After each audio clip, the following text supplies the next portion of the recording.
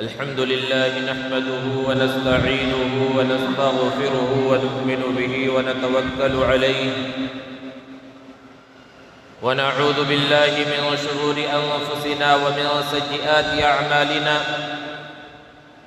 من يهد الله فلا مضل له ومن يضلل فلا هادي له ونشهد أن لا إله إلا الله وحده لا شريك له ونشهد أن سيدنا ومولانا محمدًا عبده ورسوله صلى الله تعالى عليه وعلى آله وأصحابه وبارك وسلم تسليمًا كثيرًا كثيرًا أما بعد فأعوذ بالله من الشيطان الرجيم بسم الله الرحمن الرحيم ومن الناس من يشتري لهو الحديث ليضل عن سبيل الله بغير علم ويتخذها هزوا أولئك لهم عذاب مهين صدق الله العظيم۔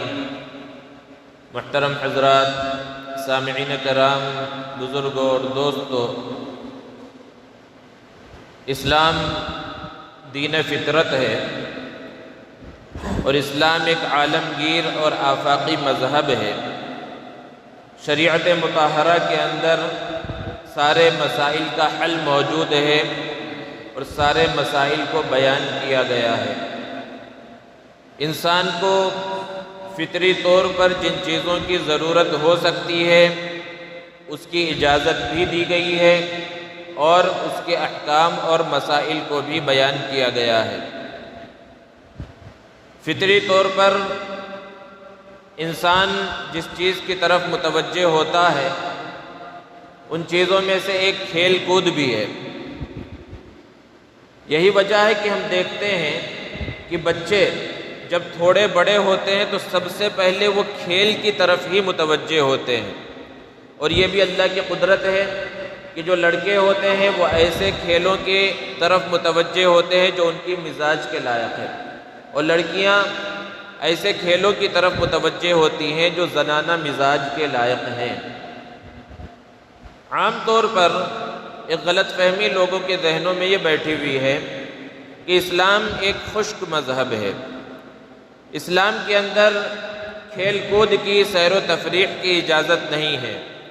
کوئی اگر سچا پکا مسلمان بننا چاہتا ہے تو اسے سیر و تفریح سے، کھیل کود سے بچ کر رہنا ہوگا، اور اگر کوئی کھیل کے اندر مشغول ہوتا ہے، کوئی کھیل کھیلتا ہے، ادھر ادھر سیر و تفریح کرتا ہے تو وہ اچھا مسلمان نہیں ہے۔ یہ غلط فہمی بعض لوگوں کے ذہنوں میں بیٹھی ہوئی ہے، حالانکہ ایسی بات نہیں ہے۔ شریعت مطہرہ نے نہ صرف کھیلوں کی اجازت دی ہے بلکہ بعض کھیلوں کی طرف رغبت بھی دلائی ہے۔ زمانے جاہلیت میں جہاں ہر چیز میں بے اعتدالی پائی جاتی تھی، ہر چیز کے اندر خرابی پائی جاتی تھی، وہیں کھیلوں کے اندر بھی بہت زیادہ بے اعتدالیاں تھیں، بہت زیادہ خرابیاں تھیں۔ اللہ کے رسول صلی اللہ علیہ وسلم جب تشریف لائے تو آپ صلی اللہ علیہ وسلم نے کھیلوں کے اندر سے ان بے اعتدالیوں کو ختم کیا اور کھیلوں کے اندر اعتدال کو پیدا کیا۔ زمانے جاہلیت میں آپس میں انسانوں کا مقابلہ کرایا جاتا، غلاموں کا مقابلہ ہوتا، اور اس وقت تک ہوتا رہتا جب تک کہ دونوں میں سے کوئی ایک مر نہ جائے۔ اسی طرح انسانوں کا اور جانوروں کا مقابلہ کرایا جاتا۔ اسی طرح اور بہت سے وہ کھیل تھے جو انسانی فطرت کے خلاف تھے، درست نہیں تھے۔ اللہ کے رسول صلی اللہ علیہ وسلم نے تشریف لا کر ان کھیلوں کی بے اعتدالیوں کو اور خرابیوں کو ختم کیا، اور اللہ کے رسول صلی اللہ علیہ وسلم نے ایک حدیث مبارکہ کے اندر ارشاد فرمایا کہ ہر وہ چیز جو اللہ کی یاد سے غافل کر دے وہ لہو و لعب میں شامل ہے۔ وہ لہو و لعب جس کا قرآن میں تذکرہ آیا ہے اور اس سے بچنے کا حکم آیا ہے، جو ابھی خطبے میں آیت کریمہ پڑھی گئی، تو ہر وہ چیز جو اللہ کی یاد سے دور کر دے انسان کو، اللہ کی یاد سے غافل کر دے، وہ لہو و لعب ہے۔ لیکن چار چیزیں وہ لہو و لعب میں شامل نہیں ہیں، یہ پیارے آقا صلی اللہ علیہ وسلم کا فرمان ہے۔ اور وہ 4 چیزیں کیا ہیں؟ آپ صلی اللہ علیہ وسلم نے ارشاد فرمایا، پہلی چیز جو لہو و لعب میں شامل نہیں ہے بلکہ اس کی اجازت ہے اور اس کی ترغیب پیارے آقا صلی اللہ علیہ وسلم نے دی ہے، وہ گھوڑوں کو سدھانا ہے، گھوڑوں کو مقابلے کے واسطے تیار کرنا، گھوڑوں کو دوڑ کے واسطے تیار کرنا۔ یہ پہلی چیز اللہ کے رسول صلی اللہ علیہ وسلم نے بیان فرمائی۔ اور پہلے گھوڑوں کی بہت زیادہ ضرورت بھی پڑتی تھی، جنگوں کے اندر گھوڑے لے کر جاتے تھے لوگ اور اس کے ذریعے فتح بھی حاصل ہوتی تھی۔ جتنے اچھے گھوڑے ہوتے تھے اتنی فوج مضبوط سمجھی جاتی تھی، اور آپس میں گھوڑ دوڑ کا مقابلہ بھی ہوتا تھا۔ آج بھی گھوڑوں کی ریس ہوتی ہے، تو یہ گھوڑوں کی ریس کرنا یا گھوڑوں کا مقابلہ آپس میں کروانا یہ درست ہے، جائز ہے، لیکن خرابی اس وقت پیدا ہوتی ہے جب اس کے اندر جوا شامل ہو جاتا ہے۔ اور آج جو گھوڑوں کی ریس ہوتی ہے کہیں پر وہ 100% تقریباً جوئے کے اوپر مبنی ہوتی ہے، اور اس کے اندر جوا کھیلا جاتا ہے۔ جن کے گھوڑے ہوتے ہیں وہ خود جوا کھیل رہے ہوتے ہیں، اور دیکھنے والے جو تماشائی ہوتے ہیں وہ بھی اس کے اوپر پیسہ لگاتے ہیں، اس لیے یہ درست نہیں ہے۔ ورنہ بذات خود فی نفسہ گھوڑوں کا آپس میں مقابلہ کروانا یہ درست ہے، اور صحابہ کرام رضوان اللہ تعالی علیہم اجمعین سے بھی ثابت ہے۔ تو یہ پہلی چیز اللہ کے رسول صلی اللہ علیہ وسلم نے بیان فرمائی کہ یہ لہو و لعب میں بیکار چیزوں کے اندر شامل نہیں ہے۔ اور دوسری چیز اللہ کے رسول صلی اللہ علیہ وسلم نے بیان فرمائی کہ 2 نشانوں کے درمیان آپس میں دوڑ کا مقابلہ کرنا، کہ انسان خود میدان میں نکلے اور ایک نشان کو متعین کیا جائے، 2 لوگ یا چند لوگ ہوں یا ایک گروہ ہو، ایک پورا گروپ ہو، وہ یہ مقابلہ کرے کہ دیکھیں اس نشان تک پہلے کون پہنچتا ہے۔ اللہ کے رسول صلی اللہ علیہ وسلم کی حیات طیبہ، صحابہ کرام کی حیات طیبہ ہر چیز میں ہمارے لیے نمونہ ہے۔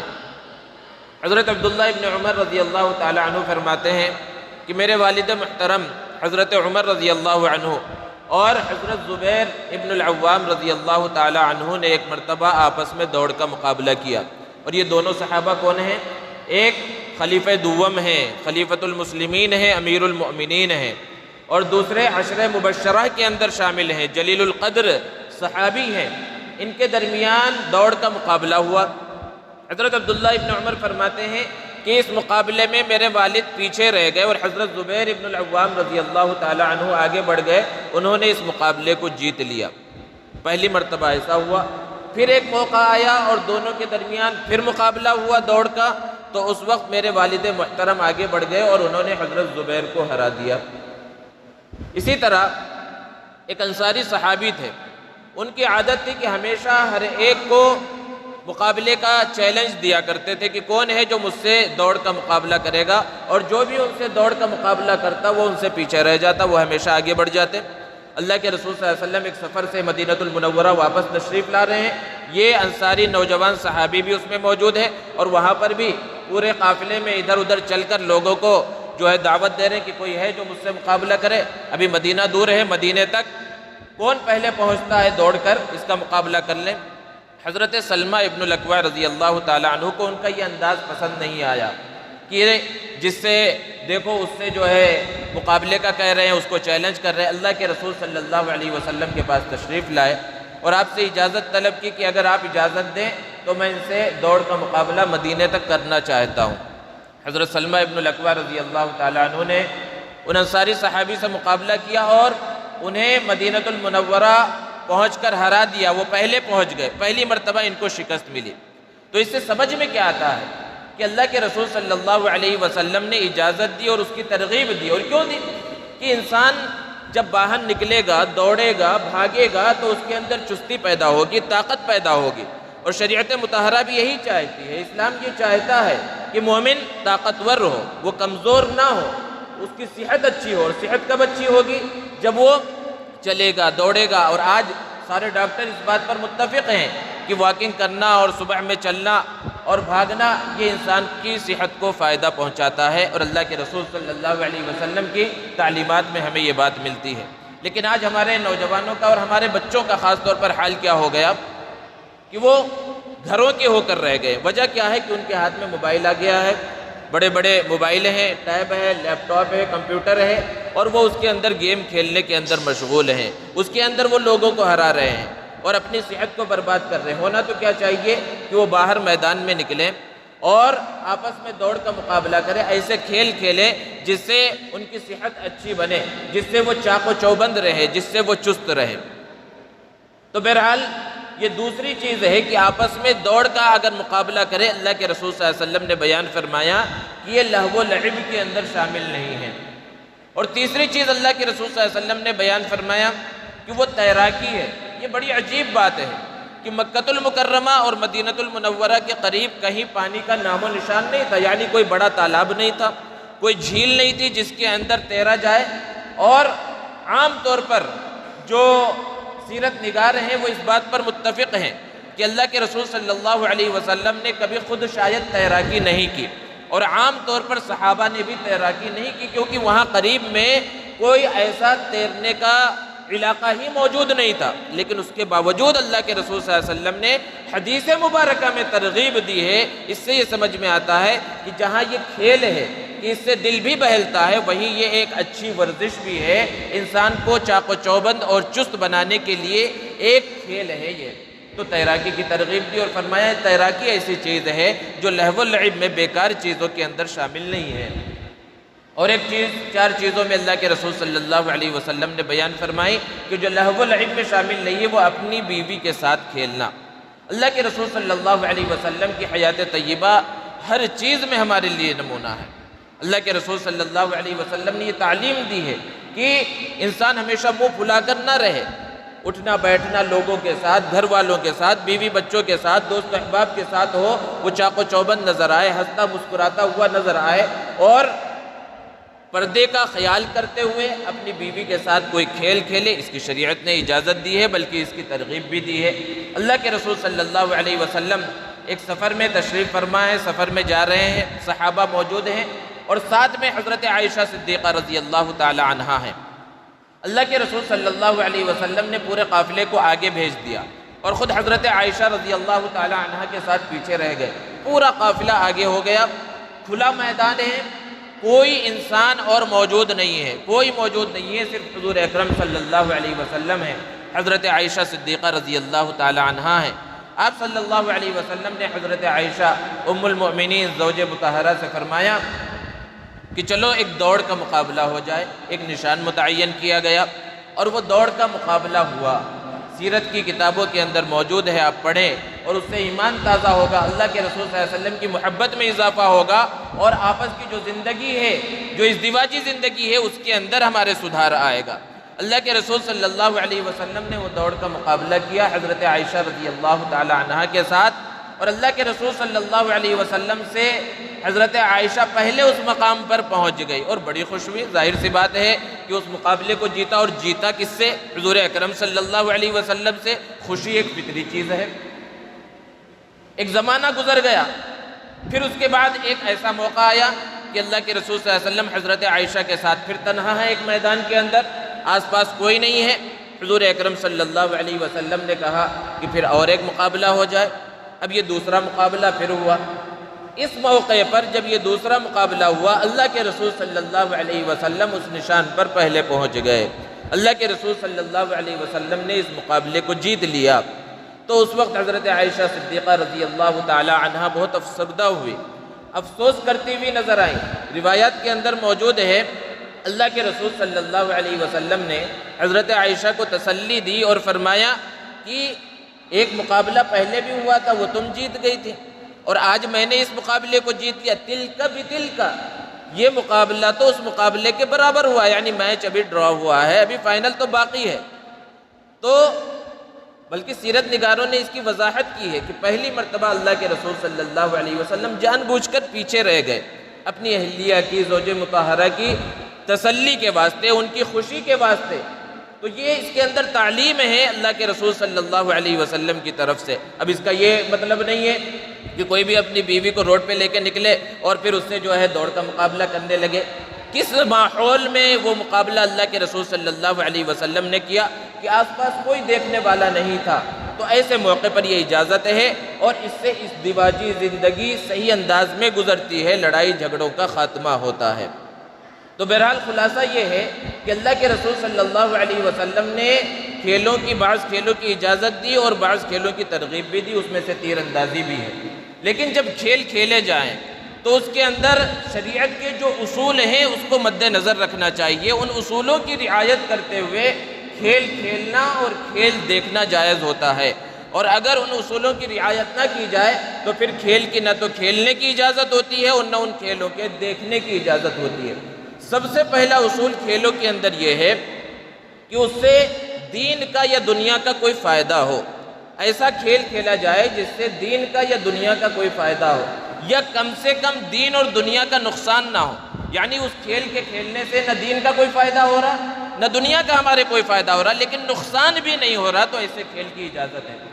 دنیا کے نقصان ہونے کا مطلب کیا ہے کہ انسان کھیل میں مشغول ہو گیا، صبح میں بیٹ بال لے کر نکل گیا دوستوں کے ساتھ اور دکان بند کر دیا، تجارت کو چھوڑ دیا، اسی کے اندر لگا ہوا ہے، تو اس سے اس کی تجارت کا نقصان ہو رہا ہے، ملازمت کا نقصان ہو اور وہ دوسروں کے حقوق صحیح انداز میں ادا نہ کر سکے، تو یہ ہے دنیا کا نقصان۔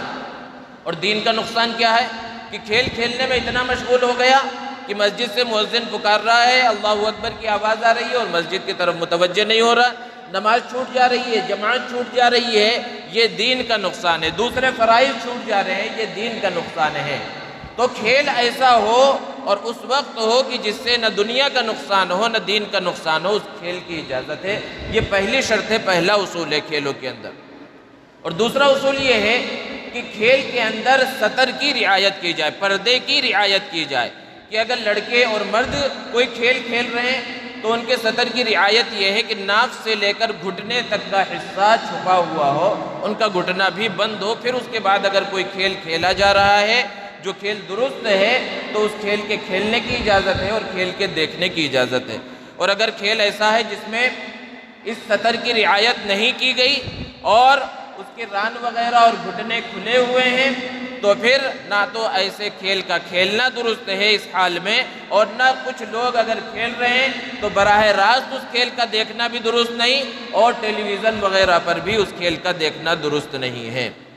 اور اگر لڑکیاں کوئی کھیل کھیل رہی ہیں تو اس کے اندر پردے کی رعایت سب سے زیادہ ضروری ہے کہ وہاں ایک تو مقابلہ آپس میں لڑکیوں کے اندر ہونا چاہیے، اور دوسرا یہ ہے کہ کوئی غیر محرم وہاں پر موجود نہ ہو۔ کوئی بھی مرد جو غیر محرم ہے وہ ان کے کھیل کو دیکھنے والا نہ ہو، یہ سب سے بنیادی شرط ہے۔ تو پردے کی رعایت میں انہیں بھی کھیلنے کی اجازت ہے۔ تو دوسری یہ شرط ہے۔ اسی طرح اور بھی بہت سارے اصول ہیں کہ ان اصول کی رعایت کرتے ہوئے کہ یوں ہی وقت کو ضائع نہ کیا جائے، وقت کے ضائع کرنے کے اندر آدمی مشغول نہ ہو، تو پھر کھیلوں کی اجازت ہوتی ہے۔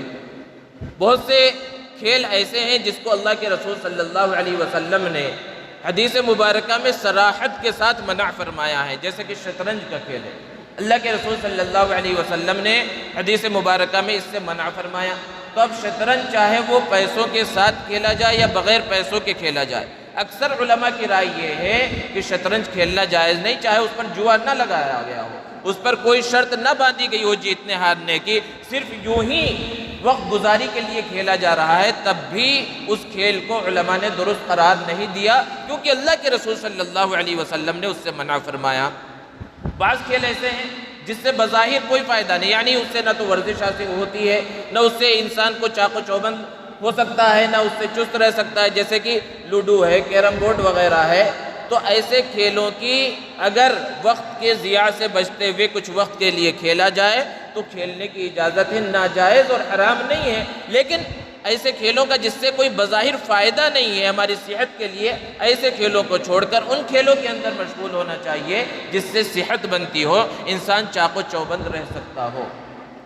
اور آج کل ویڈیو گیم ہے اور موبائل کے اندر گیم ہے، اور اسی کے اندر ایک دنیا پوری مشغول ہے، اور خاص طور پر نوجوان بچے اور چھوٹے بچے اس کے اندر مشغول ہیں۔ اور بہت سے کھیل تو ایسے ہیں جو جیسے کہ پب جی وغیرہ ہے، جو بظاہر جو ہے بند بھی ہو گیا ہے، بین لگا ہوا ہے، لیکن پھر بھی لوگ جو ہے مختلف طریقوں سے کھیل رہے ہیں۔ وہ تو ایسے بعض خطرناک کھیل ہیں کہ انسان اس میں اتنا مشغول ہو جاتا ہے کہ آس پاس کیا ہو رہا ہے، دنیا کے اندر کیا چل رہا ہے، ساری چیزوں کو بھول کر اسی کے اندر مشغول ہو جاتا ہے، یہاں تک کہ وہ نفسیاتی مریض بن جاتا ہے، لوگوں کو نقصان پہنچانے کی کوشش کرتا ہے، دوسری چیزیں پڑھائی لکھائی بھول جاتا ہے، امتحانات کے اندر فیل ہو جاتا ہے۔ تو ایسے کھیلوں سے خود بھی بچنے کی ضرورت ہے اور اپنے ماتحتوں کو بھی بچانے کی ضرورت ہے۔ تو کھیل ایسے ہونے چاہیے جس سے کچھ نہ کچھ فائدہ ہو۔ ایک کھیل جو بڑا مشہور ہے ہمارے معاشرے کے اندر اور خاص طور پر پورے بر صغیر کے اندر، وہ ہے پتنگ بازی، پتنگ کا اڑانا۔ اور خاص طور پر ان ایام میں بہت زیادہ پتنگ اڑائی جاتی ہے، جیسے جنوری اور فروری کا مہینہ ہے۔ اور وجہ کیا ہے کہ ہمارے برادران وطن کا ایک تہوار ہے جسے بسنت کہا جاتا ہے، یا پھر یہ 14 جنوری کو منایا جاتا ہے، مکر سنکرانتی۔ اور یہ بسنت یہ الگ الگ تاریخوں میں منایا جاتا ہے، ہندوستان میں الگ تاریخ میں، اور جو پڑوس ملک میں پاکستان وغیرہ میں جو غیر مسلم ہیں وہ بھی مناتے ہیں، وہ الگ تاریخوں کے اندر مناتے ہیں۔ عام طور پر لوگوں کا یہ کہنا ہے کہ یہ کوئی مذہبی تہوار نہیں ہے، پتنگ کا اڑانا یہ کوئی مذہبی چیز نہیں ہے، بلکہ ایک تہذیبی چیز ہے اور ایک کلچر ہے۔ حالانکہ حقیقت یہ ہے، خود جو ہندو مورخ ہیں بڑے بڑے اور ہندو مذہب کو اچھے سے جانتے ہیں، انہوں نے خود اس بات کو لکھا ہے کہ جو ان ایام کے اندر پتنگ اڑائی جاتی ہے وہ دیویوں کو خوش کرنے کے واسطے اڑائی جاتی ہے۔ تو اب ذرا تصور کریں کہ ایک مسلمان ہو کر کسی دیوی کو خوش کرنے اور کسی کو جو ہے کسی کے رضا کے واسطے یہ کام کرے، اس کا تو تصور ہی نہیں کیا جا سکتا۔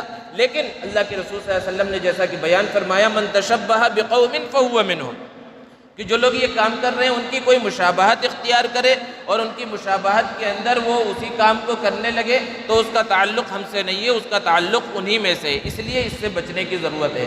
اور پھر اس کی بنیاد کیا ہے؟ بعض مورخین نے بیان کیا کہ لاہور وغیرہ کے اندر پڑوس ملک میں بہت زیادہ پتنگ کسی خاص دن میں اڑائی جاتی ہے، تو اس کی بنیاد اگرچہ الگ ہے، اور ہندوستان میں جو اڑائی جاتی ہے اس کی بنیاد الگ ہے، لیکن بہرحال اس کی ایک بنیاد ہے کہ ایک شخص تھا کافی پہلے، سینکڑوں سال پہلے کی بات ہے، جس کا نام حقیقت رائے تھا، غیر مسلم تھا، اور ایک اسکول تھا جس میں مسلمان بچے بھی پڑھتے تھے اور غیر مسلم بھی سب ایک ساتھ پڑھتے تھے۔ تو دو بچوں میں حقیقت رائے جس بچے کا نام تھا اور ایک مسلمان بچے میں کچھ لڑائی جھگڑا ہوا، جیسے کہ بچوں میں ہو جاتا ہے۔ تو لڑائی جھگڑا جب ہوا تو اس غیر مسلم بچے نے اللہ کے رسول صلی اللہ علیہ وسلم کی شان میں گستاخی کی، گالی دیتے ہوئے اللہ کے رسول صلی اللہ علیہ وسلم کی شان میں گستاخی کی اور حضرت فاطمہ الزہرا رضی اللہ تعالی عنہا کی شان میں گستاخی کی۔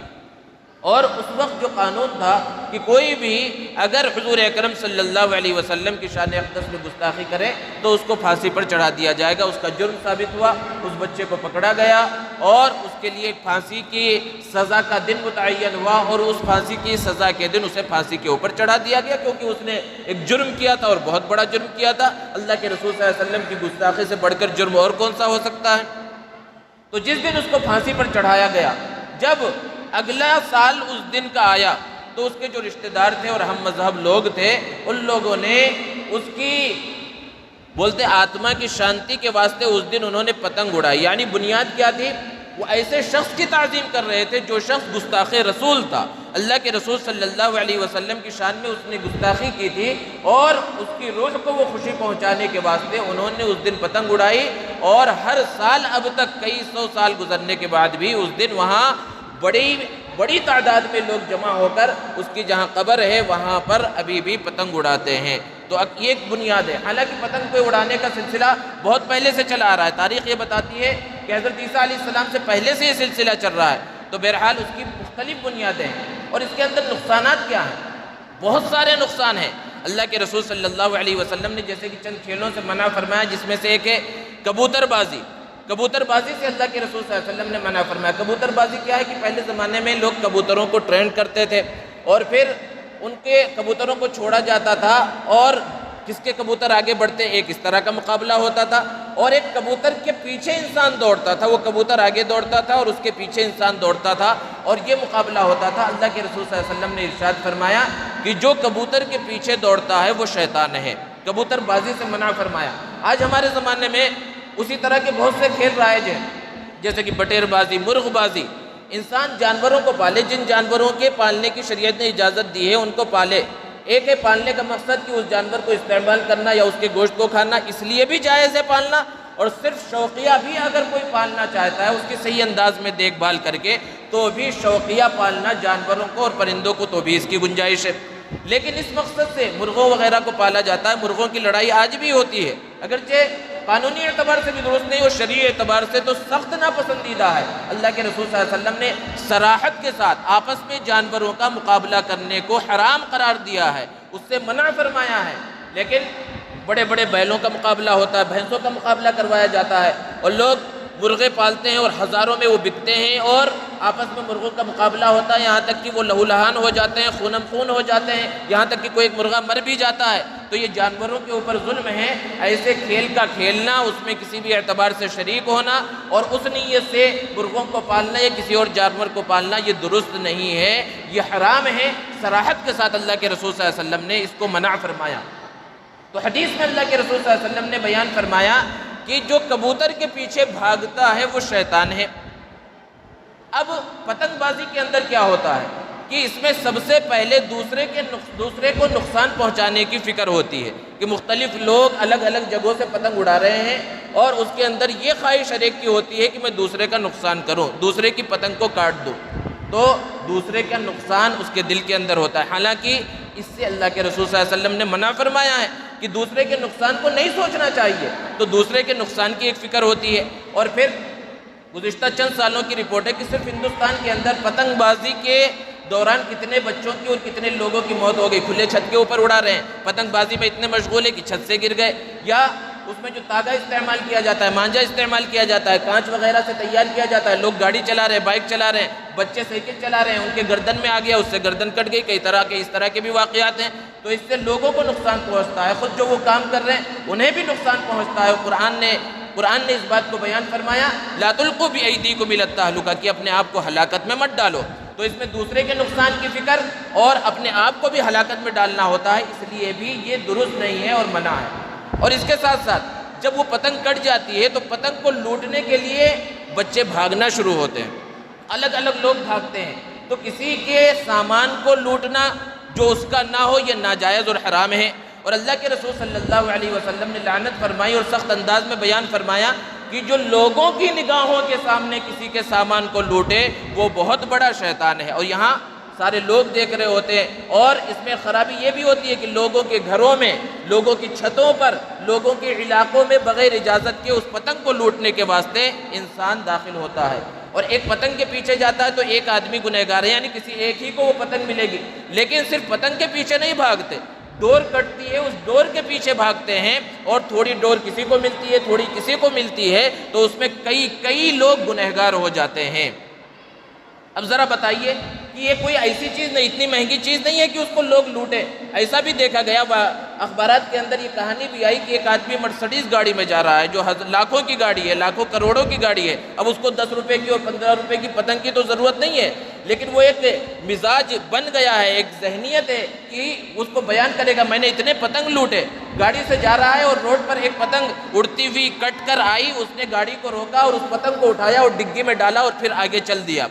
تو یہ ذہنیت بن گئی ہے، یعنی جب بچوں کے اندر بچپن سے یہ ذہنیت بنے گی اور لوگوں کے مال کو لوٹیں گے تو وہ ذہنیت ان کے اندر باقی رہے گی، اس ذہنیت کو ختم کرنے کی ضرورت ہے۔ اس لیے لوگ کہتے ہیں کہ مولویوں نے ہر چیز سے روک دیا، اس کے اندر کیا خرابی ہے، بچے خوش ہو جاتے ہیں، تھوڑی دیر پتنگ اڑا دیا، یہ ساری خرابیاں ہیں۔ یہ بے پردگی بھی ہوتی ہے، چھتوں کے اوپر ہے، وہاں لوگوں کے گھروں کے اندر جھانکنا ہوتا ہے، ہزار خرابیاں اس کے اندر پائی جاتی ہیں، اس وجہ سے بھی یہ چیز درست نہیں ہے۔ اس لیے ضرورت اس بات کی ہے کہ ایک تو ہمارے برادران وطن کا یہ مذہبی تہوار ہے، اس کی وجہ سے بھی اس کے اندر نہیں شامل ہونا چاہیے، اور پھر اس کی پتنگ بازی جو ہے، پتنگ اڑانے کی جو بے شمار خرابیاں ہیں جو شرعی اعتبار سے ناجائز ہیں، درست نہیں ہیں، اس کی وجہ سے بھی خود بھی اس سے بچنا چاہیے اور اپنے ماتحتوں کو بھی بچانے کی کوشش کرنا چاہیے۔ دوستو، شریعت نے ہر چیز کو کھول کر بیان کیا ہے، صاف انداز میں بیان کیا ہے، اور اللہ کے رسول صلی اللہ علیہ وسلم کی حیات طیبہ اس چیز کے اندر ہمارے لیے نمونہ ہے۔